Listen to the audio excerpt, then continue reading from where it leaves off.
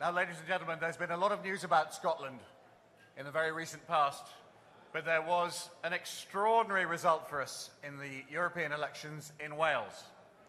And to talk to us about that this morning, we have our new MEP for Wales, Nathan Gill.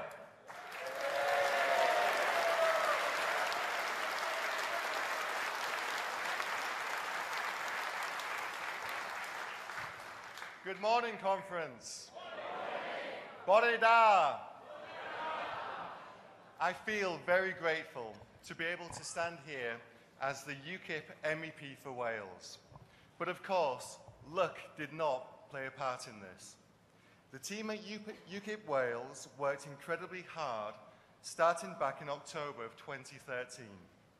And I must publicly thank our excellent campaign team and campaign manager John Atkinson and all the members who worked so hard and sacrificed so much for the campaign. Throughout the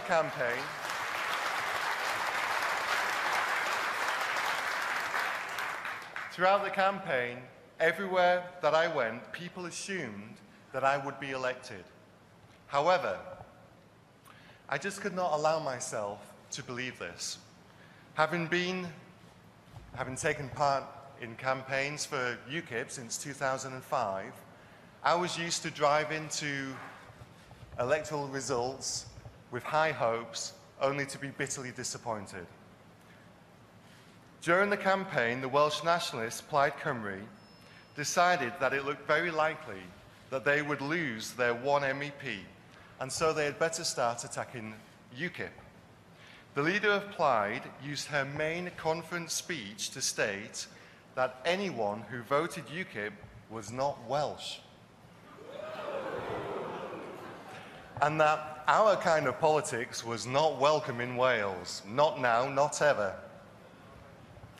As I drove to Haverfordwest on the Sunday of the count, I was receiving phone calls from all over Wales. All of them had a similar theme, that the pile of UKIP votes is massive. Our chairman, Warwick Nicholson, was at the Conway County count, and he kept me updated all throughout the night. Now, we won the count in Conway. After the result was declared, he called me to tell me that it was obvious from the very beginning that we was going to win, because the piles for UKIP were so high. But he just couldn't believe that we were actually going to win. So all through the night, he was telling me we was in second place, just in case. In every single county in Wales, UKIP came either first or second.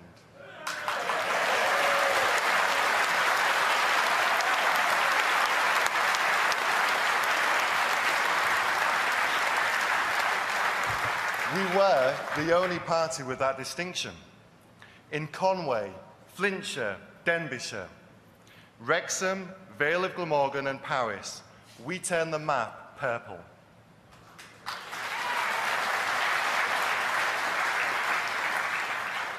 Plaid only just held on to their one MEP, and during my acceptance speech, I did toy with the idea of pointing out that we had almost doubled their vote, and therefore actually it was their kind of politics that was no longer welcome in Wales.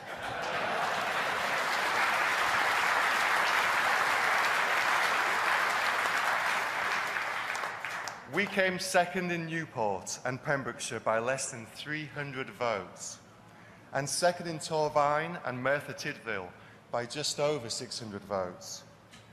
Labour took Wales by only 4,350 votes, or 0.6%.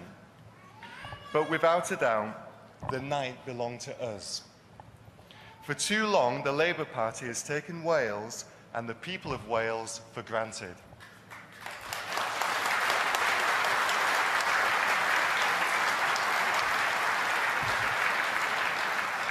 Merthyr Tydfil, the seat of Keir Hardie, one of the founders of Labour and the first leader of the Labour Party, like so many other towns and cities in Wales, has woken up to the fact that after 114 years, 6 Labour Prime Ministers and 15 years of Labour rule in Cardiff Bay, the Labour Party no longer speaks for or represents the man and woman in the street.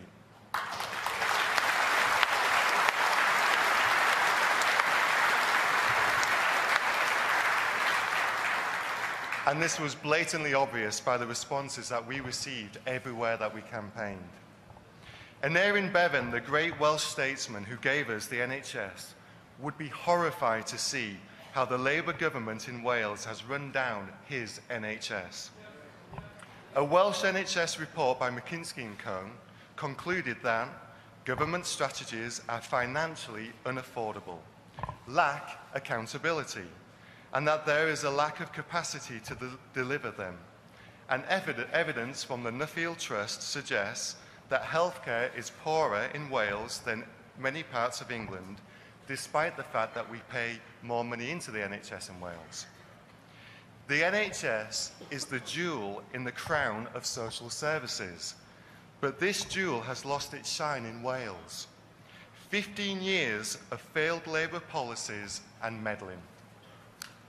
When the Welsh Assembly opened its doors in 1999, Welsh Labour promised that after 10 years, gross value added, or GVA, would stand at 90% of the UK average. Today, it's 72%.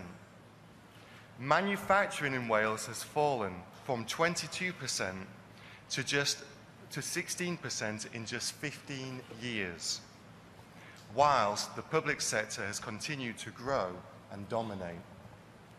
Whilst the UK government has passed on money to enable council tax freezes, the average increase in council tax for a Band D property in Wales has risen by a staggering 112% in 15 years. Round after round of European structural funding paid to the poorest regions of the UK have been squandered with little discernible impact on growth or the economy or jobs. Professor Taylor from the Wales Institute of Social and Economic Research showed that children in Wales are lagging behind their counterparts in England in standards of literacy, and the gap grows bigger as they grow up. The first results for the National Numeracy and Literacy Test showed that while 8.5% of Year 2 pupils scored below average, the figure rises to nearly 16% by Year 7, the start of high school. The report said in terms of literacy development, distinct and worrying contrasts can be found between children in Wales and children in the rest of the UK.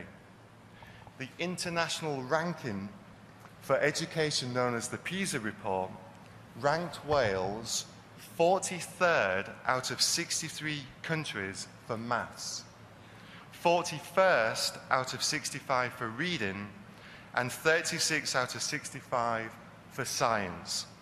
We have fallen down the rankings in each of the categories assessed. Labour is failing the children of Wales.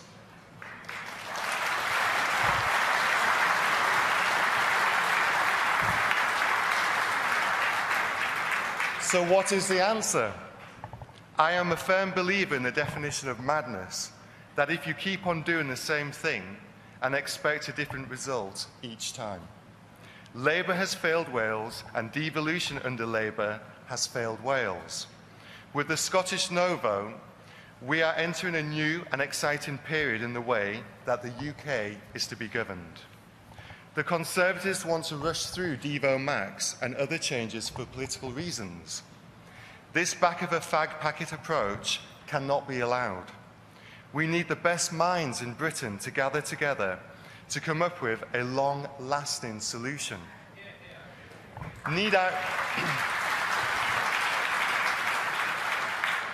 I remind you of the Barnett formula, which even Lord Barnett wants replacing? It was a quick fix to the problem that he had of balancing the country's books and a way to quieten 3 ministers in one move.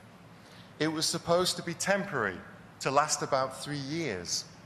Yet 35 years later, despite the obvious flaws, no government has dared to change it, and Cameron last week stated that all the party leaders want to leave it unchanged. He, of course, forgets our Nigel Farage, who, as usual, dares to say what our weak political classes dare not.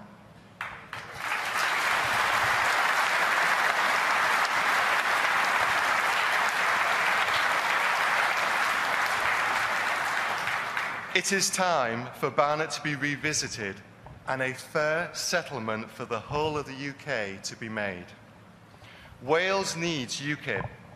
Wales needs politicians who are people just like them, who have entered politics because of conviction, who want to build on the building blocks that made this such a great nation.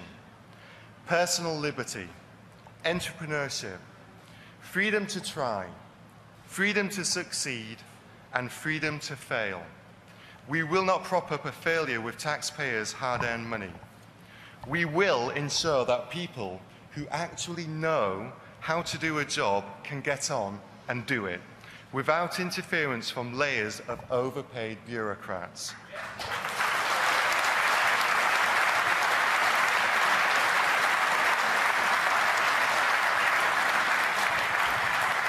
We will ensure that the right people are in place and that they have the tools to get the job done. And we know and appreciate the fact that people spend their own money better than any government can.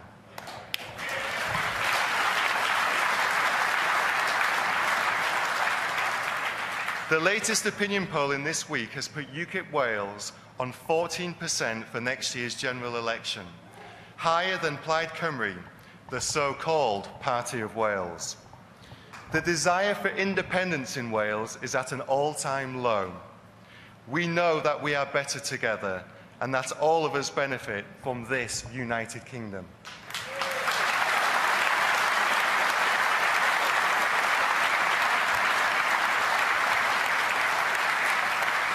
Wales is ready for change and UKIP is ready to deliver it. More and more as we campaign all over Wales, we find a welcome in the hillside. Thank you.